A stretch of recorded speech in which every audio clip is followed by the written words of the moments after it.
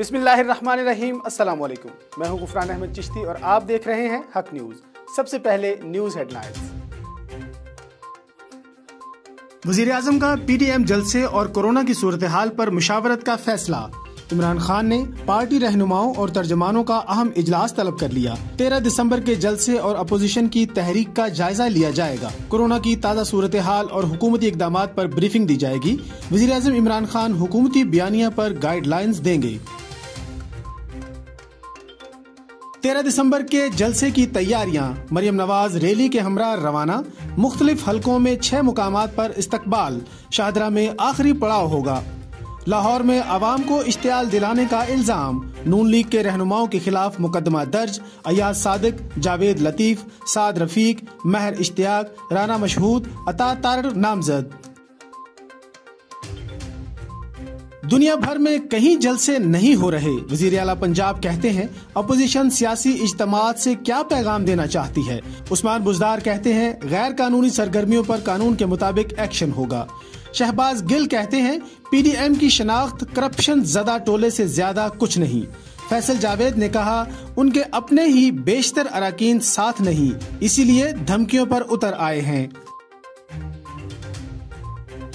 حکومت نے جلسے میں رکاوٹ ڈالی تو نتائج اچھے نہیں ہوں گے۔ رانا ثناء اللہ کہتے ہیں قوم 13 دسمبر کو بتا دے گی موجودہ حکومت نہیں رہ سکتی۔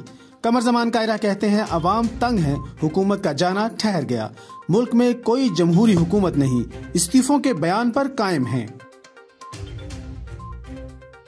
ملیشیا بنانے پر سیاسی اور مذہبی جماعتوں کو وارننگ جاری۔ وزیر داخلہ کی صوبوں کو فوری روک تھام کے لیے اقدامات کی ہدایت۔ سیاسی اور مذہبی جماعتوں نے اپنی ملیشیا بنا رکھی ہے۔ مختلف جماعتوں کی ملیشیا مسلح افواج جیسی وردی اور رینک لگاتی ہے۔ کنٹرول نہ کیا گیا تو سیکیورٹی صورتحال سنگین ہو سکتی ہے۔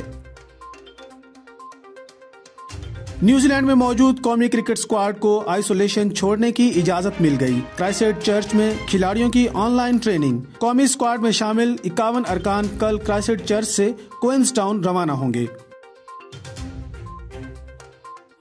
سابق امریکی باکسر فلائیڈ میں ویدر 3 سال بعد رنگ میں اترنے کو تیار۔ امریکی باکسر 20 فروری کو نمائشی فائٹ میں لوگن پال کا مقابلہ کریں گے۔ کورونا کے ماحول میں زندہ دلانے لاہور کے لیے بڑی خوشخبری۔ جیلانی پارک میں گل داؤدی کی نمائش کا اہتمام۔ وزیر اعلیٰ عثمان بزدار نے نمائش کا افتتاح کر دیا۔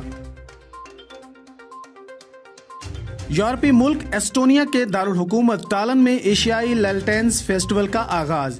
مختلف شکلوں، سائز اور رنگوں والی دیوہیکل لالٹینز عوام کی توجہ کا مرکز۔ رنگا رنگ روشنیوں کا میلہ 12 جنوری تک جاری رہے گا۔ سحر انگیز اور پرتاثیر آواز، وطن کے گیت گائے تو زبان زد عام ہو گئے۔ جنید جمشید تبلیغ کے کاروان کا حصہ بنے تو رول ماڈل بن گئے۔ جنید جمشید 7 دسمبر 2016 کو حویلیاں کے مقام پر فضائی حادثے میں خالق حقیقی سے جا ملے۔ جنید جمشید کو بچھڑے 4 برس بیت گئے، مداح آج بھی بلا نہیں پائے۔